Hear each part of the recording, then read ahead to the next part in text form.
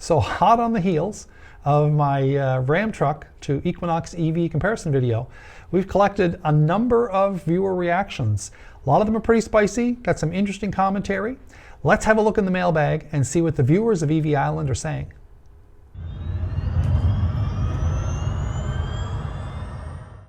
It's a funny story, I had to go get some gasoline for my snowblower a couple of weeks ago.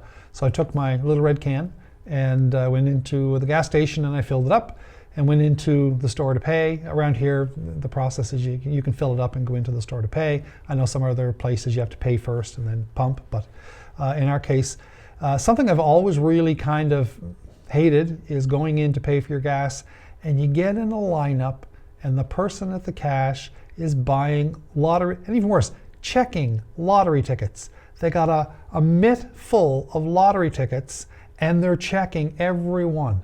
And the three people behind them in the lineup are rolling their eyes and tapping their foot and, looking at their watch, So there I am, I go in and what's at the head of the line but someone with lottery tickets, and the person behind them had an Amazon package to refund. And I was it was almost, it was almost like PTSD. I was like, oh, this is awful. And granted, it was only probably another extra 5 or maybe 10 minutes at the most, I'm not sure. But that was a regular occurrence, and I haven't encountered that for 3 months. So I was kind of brought back into time to disliking lottery tickets all again, one more time. We've got a comment from 8 to a quarter. I believe that's how that's spelled or pronounced. And he's got an interesting comment here. Looks like he's got an EV, but he starts off by saying, cute. If you bought an EV, you lost $1,000 in depreciation to save $100 on gas. I bought my MYLR 23, and the depreciation is 4 times more than the cost savings of fuel. Still, he loves his EV, but the increased depreciation and the cost of the home charger, tires, registration and taxes eat up all the savings. And he said that I have to add my depreciation to my math. Well, there's a lot here, and I get comments like this all the time. And I sort of address them as nicely and as accurately as possible. So maybe what we should do is sort of break this into sections. So section number 1, depreciation. Depreciation is one of those things that doesn't actually happen until you sell your car. So it's a mathematical calculation, and it becomes real when you dispose of the asset. But still, it's something that people point to a lot, depreciation. And I found a number of things. In general, the depreciation on an electric vehicle happens at about the same rate as a luxury car, something akin to like an Audi or a BMW. So it's not like, even in today's environment, that the value of your electric vehicle disappears completely. The value does depreciate quickly in the first couple of years. Now, in my case, I'm not a 2-year owner. I'm in this for 5 or 6 years. So that level of depreciation in the short term is not a concern of mine. My next point in depreciation is that if I'm going to hold on to this car for 5 or 6 years, I'm more concerned about the market for electric vehicles in 5 or 6 years' time. So let's play a bit of a thought experiment on this. Now, granted, this is just playing what if. If I take a couple of base assumptions, batteries are actually lasting longer, quite a bit longer than what people have projected.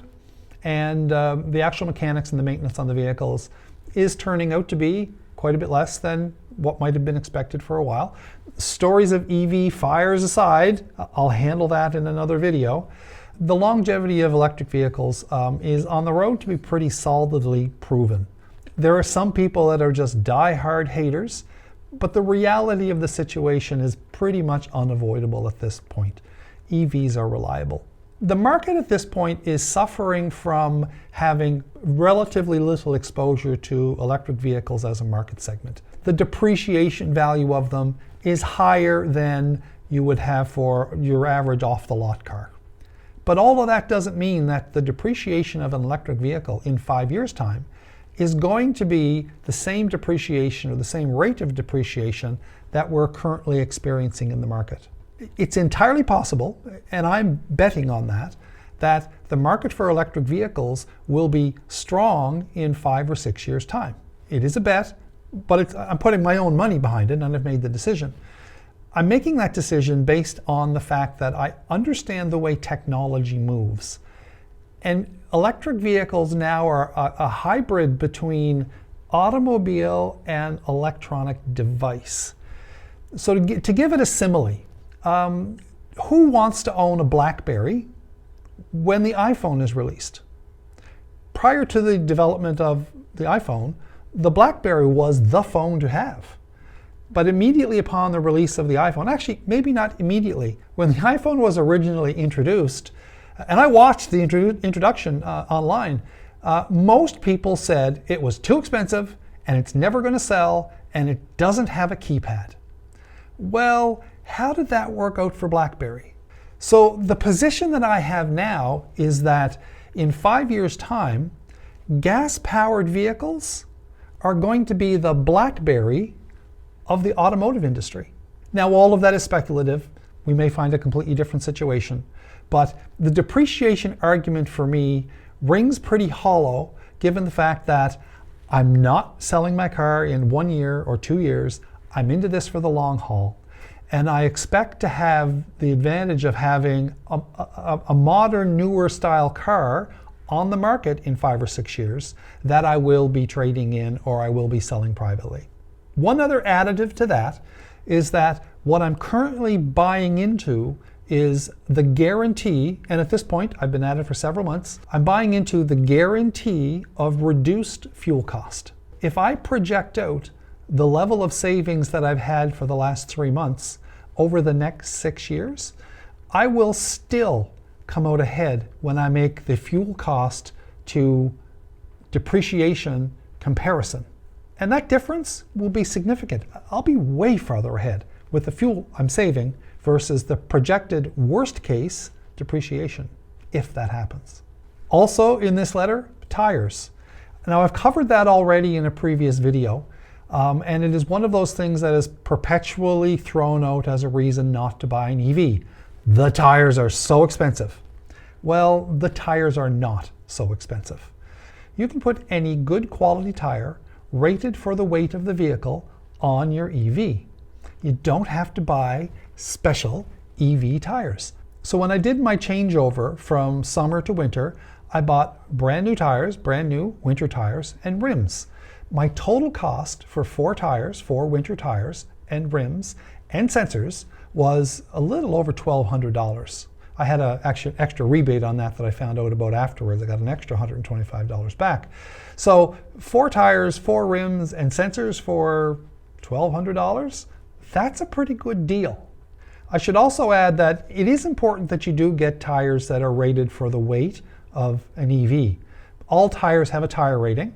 My EV, in my case, is about 5,000 pounds. The EV Equinox is about 5,000 pounds. And what I purchased were tires that were rated for 2,080 pounds a piece, I believe. So my total carrying capacity for my new winter tires is a little over 8,000 pounds. 5,000 of that, which is used up by the vehicle itself, leaving extra weight for 4 passengers. I have tires that are fully capable of being used on an EV, and they cost me $1,200 for the whole set. So to hit the final point here, home chargers, I was able to get a free level 2 home charger from Grizzl-E, from United Chargers in Canada. It was a free program that they have. They give you the charger and also sign you up on a program where you earn back 3 cents. Actually, they've just changed the program and they've increased the amounts. There's a bit of a price war going on now because there's another company that's entered the fray. In my case, I got the Grizzl-E, and I got a free charger, and I'm getting 3 cents per kilowatt hour back, which will be up to 5 cents a kilowatt hour very, very shortly, from what I understand. So the installation of the charger, I did have to pay for. That was $700, but I got the charger itself for free. There's also another company just entered the market with their carbon pricing program that's paying back up to 10 cents a kilowatt hour. You buy their charger for, I think, $300 or $400, and then they rebate you, depend on your annual usage, for how many kilowatts you use over the course of the year. So cost of charger, non-existent. Cost of installation, $700. In my case, I've earned that back in the first 2 months. So the same viewer actually wrote in a little while later, And he said, you must buy your EV used if you truly want to save any real money. Well, that's a good point. Buying a vehicle used can save you some money. My last vehicle, my truck, I bought as a 1-year used vehicle on a lease buyback. So there's a lot to say for that. Now I bring this comment out because 2026 is set to be a pretty big year in the used EV market. Why? Because we started sort of selling or buying a larger quantity of EVs about 2 years ago. And many of those vehicles were bought on a 2-year lease program. So what's happening this year is we're going to be seeing a larger number of electric vehicles coming back off of lease and entering the used market. So if we throw in the increased depreciation, which definitely exists. In my case, I'm not a 2-year car buyer, but for people that buy into a lease or buy a vehicle over a short period of time, they're generally accepting the fact that they're going to be burning up more of the value of that vehicle in that short term, as is definitely the case with an electric vehicle. So if you are getting increased depreciation, what that means is on the purchaser's end, there is going to be a lot of really great EV deals out in the marketplace. If I was watching this channel now and I was thinking about buying an EV, being curious about it, maybe getting it even as a second car, I'd be looking for the deals that are coming back off lease, because you're going to be seeing that increased depreciation, if it exists, and I'm accepting that in the short term, it does exist. You're going to be getting those values and those deals, and you're going to be able to buy into the EV experience at a discounted price. If you like the channel, how about looking down at the like and subscribe? I would really appreciate you following me. Hit the subscribe, join the channel, join the conversation, and if you have any questions, drive on through the comments and drop one of your own. So I got a viewer that's actually pretty close to home, writing in from Windsor, Nova Scotia. Caleb Edison wrote in, and he said he's enjoying the EV journey. He has a PHEV, plug-in hybrid electric vehicle is what that is, and he lives near Windsor, Nova Scotia, so that's actually just down the road and around the corner from EV Island. He commutes about 100 kilometers a day on his round trip, and averages about 3.4 liters per 100 kilometers. So that's pretty good value out of a plug-in hybrid. He'd be interested in going to a full electric one day, maybe as a family car. And he's not happy to see some local content creators that are working on the topic, and he's looking forward to seeing more. So thanks, Caleb. I really appreciate that. For viewers that aren't aware of the difference between a hybrid vehicle, a plug-in hybrid vehicle, and an electric vehicle, they are 3 different levels of electrification.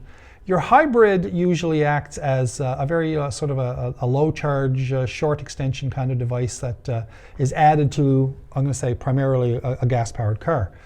A plug-in hybrid is something that splits the difference, where you actually have a charge port and you can charge the car with a smaller battery, usually maybe 10 or 20% of the capacity of what a full electric vehicle would be. And it'll give you ranges between 20, 40, 50 kilometers on pure electric. And then you can switch over to having the gas engine basically recharge the battery and run on a combination of gasoline power charging a battery, a smaller battery built into the vehicle. So in the case of an electric vehicle, it's full electric powertrain. And you can think of it like a skateboard that has a battery running along the bottom of the vehicle. In my case, the capacity of the battery is 85 kilowatt hours in the Chevy Equinox, as opposed to maybe in a plug-in hybrid, you might have 20, 30 kilowatt hours of total use. So you get a portion of that convenience in the plug-in hybrid, and the electric gives you the full value of having a full electric vehicle. So depending on who you talk to, there's people that do like the plug-in hybrid, there's people that do like the electric car, there's pluses and minuses for both of those. I'll probably do a full video on that topic a little later on. But I'd also like to bring in a new category, the extended range electric vehicle. The extended range vehicle, which primarily now are being introduced in trucks, have a significantly large engine and a significant battery size. It's sort of like a plug-in hybrid, but they've upped both capacities. And they give you the instant torque and pulling power of the electric side of the power plant with full extended range, long range capacity with a much bigger size engine, more akin to the size or closer to the size of what the engines are already in a vehicle. So for example, Ram has a new truck coming out, their E-Rev, and it's going to have a V6 motor in the front that acts as a charger for the battery, and the battery runs the electric motors on the wheels. So I think that's probably one of the more interesting categories. It's actually the way that locomotives work. If you look at a train that's pulling train cars down the track, it's got a diesel engine in it. You hear the diesel engine, but the diesel is actually charging the batteries, and the batteries are providing an immense amount of torque to pull the train down the track. So you can think of the E-Revs sort of like a train, but with 4 wheels and rubber tires. So we got B. Franklin 731, and he's talking about the mat that I showed that reduces the glare on the windshield on my Equinox. He's lamenting the fact that his dealer won't order the mat and says he can't order it until GM officially makes it a recall. I've seen this actually commented on a few times online on the Facebook page for the Equinox EV. I don't know why some dealers are hesitant to order in this mat. It is a free item. It is listed, and I believe the dealers get paid to do the work. There's no reason I can think of that they wouldn't take advantage of a stated warranty issue that is handleable through their regular process and refuse to order the mat. I've got the mat. Many other users that are on the Facebook group for the Equinox, they've got the mat. I guess it comes down to your relationship with your dealer. Not all dealers are the same. Some dealers are better than others. We have a comment from JC Capwell. JC has an Equinox and says, I'm happy with my Equinox 2, but I'm now concerned with GM's commitment to EVs. The question of commitment to EVs, I think, extends from the current backtracking in the United States, where the Trump administration has changed the requirements for electrification and the carbon requirements. That has opened up a bit of a loophole for North American manufacturers. What they've done is they've reduced some of the emissions requirements, and they've opened the door to extending the life of V8 trucks in particular. I think most people know that these big V8 trucks are a cash cow for the North American industry, so the longer that they can make those, the more money they're going to put in their pocket. They also may be looking at the introduction of the brand new Chevy Bolt, but the Bolt was released as a limited edition vehicle, and it's going to have a 1-year production run. So based on those two things, a lot of people are actually questioning GM's commitment to electrification. I'm not so worried about that personally. I think what is happening is they are taking advantage of what's going to be a short-term situation where they've got increased latitude to increase production of these V8 vehicles without affecting their CAFE standards or their full fleet carbon standards. So they're short-term thinking. They're going to make some money when they can. 100% do I understand that. But I also, I think, understand enough about the market for cars, and actually more specifically in my case, the market for electronics and technology. I've used the analogy between cell phones and cars a few times. You may have heard me talk about Blackberries and iPhones. No one really wants a BlackBerry after the iPhone has been introduced. So we're in that transitionary period now with vehicles where we've got new technology that's coming in to replace Blackberries, okay? Gas-powered cars. I'm not saying gas-powered cars are going to completely disappear, but I am going to say that what we are going to have is we're going to have a multi-factioned market where we've got hybrids, we've got plug-in hybrids, we've got gas cars, and we've got electric vehicles. And I think the largest segment of that market is going to be electric vehicles in the 4 or 5 year time frame. Why do I say that? In the end, we're going to push through the rumors and innuendo stage. We're not going to have people that are going to be believing issues about short range or batteries blowing up or catching on fire. A lot of the things that people believe about EVs now are in fact stories about the state of the market from 10 or 15 years ago. Battery range is considerably increased. There's a lot more charging stations, and people have got millions and millions of miles of EV driving under their belt and got to experience the benefits, the lower cost, the better driving experience of having an EV car. So in the medium to long term, we're going to see that transition, and we're going to see that natural switch because consumers are going to want to save money, and they're going to want a better quality vehicle. Sorry, gas car users, but the reality is that EVs are better cars. They're more comfortable, they're faster, more solid, or more dependable, very little maintenance to an EV, and the charging network is pretty nicely fulfilled at this point. So I'm sort of betting on the fact that we'll have undergone that switch over the next 4 or 5 years, and the consumer will understand the benefit of an EV. They won't want the slow car. They won't want the uncomfortable car. They won't want the car that costs more to drive because gas is a lot more expensive. Got a great comment here from Regine Poirier. Regine likes the videos and is asking me about my power bill and my charging habits. So my power bill has increased by the amount that I'm using basically with the car. The nice thing about having an EV and having a level 2 charger is that you've got an app and you've got a readout of what you're charging every day, every session. And in my case, using my Grizzl-E charger, it gives me a monthly readout. So I can track exactly what I'm spending in electricity each month. Now, how often do I charge it and how long do I leave it charged in for? I'm now in the process of 3 months in, I've become very, very, very comfortable with this. So basically I charge it every night. I've lowered my max charge to 65% from the recommended 80. And I basically charge it when I get home after work or if I get home in the evening. I'll have used 10, 15%, maybe 20% on a busy day of my battery's range. I'll plug it in and it will probably take 2 hours to charge. That's about my average so far. So most of the time overnight, it's just sitting plugged in because I'm in the house and I haven't bothered to unplug it. I wouldn't have to go out and unplug it. I just do that in the morning when I go out and start for work. Another great question from Dave Mallion. He's got a question about EVs and charging. He's learning about EVs. He lives in an apartment complex and he doesn't really have a place to plug in a car or anything outside.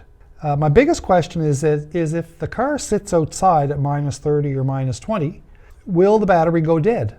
Okay, he's got people that will tell him that the battery will be dead within a day. So I've heard this little tidbit a lot. Batteries go dead, they don't last in the winter. I haven't actually run the battery at -20. I have run the car at -16. I didn't really see any effective difference in using the car itself other than having definitively a shorter range. So I probably burned more electrons at -16. Hard to say exactly how many because I'd have to do a back-to-back test with a similar route in order to figure that out exactly. But I did notice that it probably went down maybe a little further, the charge depleted a little quicker than it normally would on what my normal kind of routine through the day would be. As far as going dead overnight, that's just not the case. Now, the way that EV charging works, and here is maybe a little bit of confusion because I've seen some discussion online with people lamenting that, oh, I've lost 5% overnight, or I charged my car and I came back and it gained 2%. So there's a few things about EV charging that you need to know.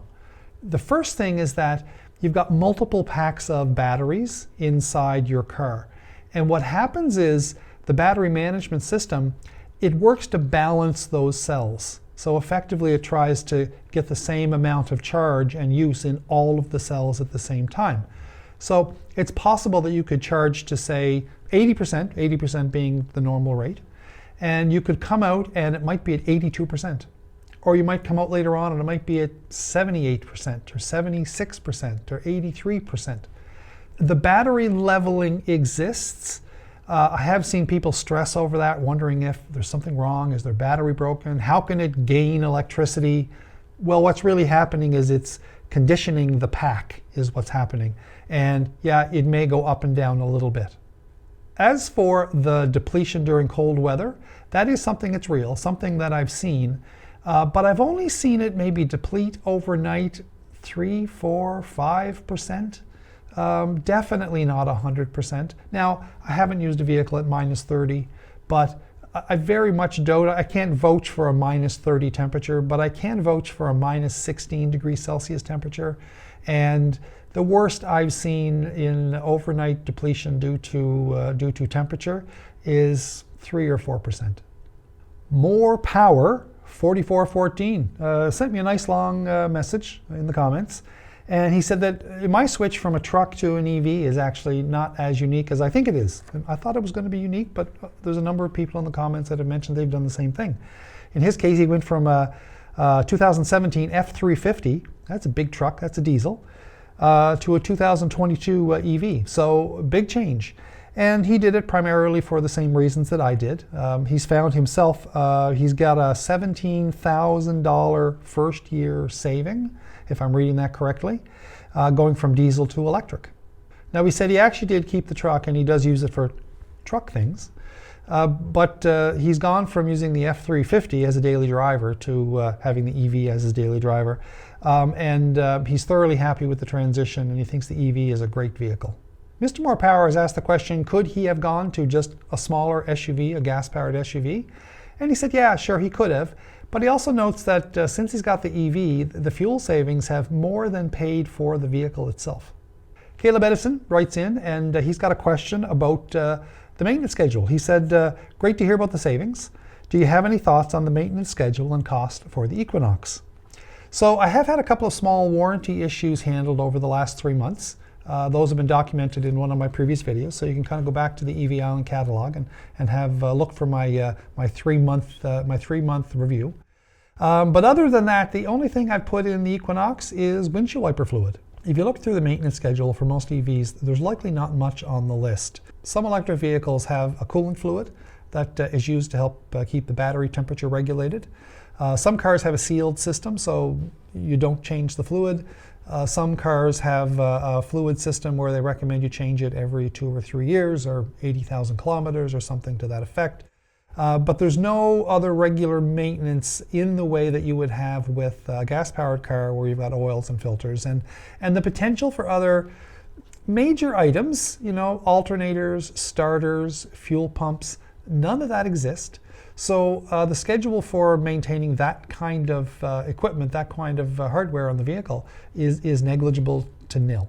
An electric vehicle still has all the other same parts in terms of steering and suspension that an ICE vehicle does. So you can expect after, you know, a service interval of 120 or 200,000 kilometers, you're probably going to need some bushings and maybe some tie rod ends, maybe a set of shock absorbers. Those kinds of things actually wear normally as they would on an ICE-powered vehicle. The only other system that needs maintenance at any kind of interval is the braking system. The brakes on an EV are lightly used.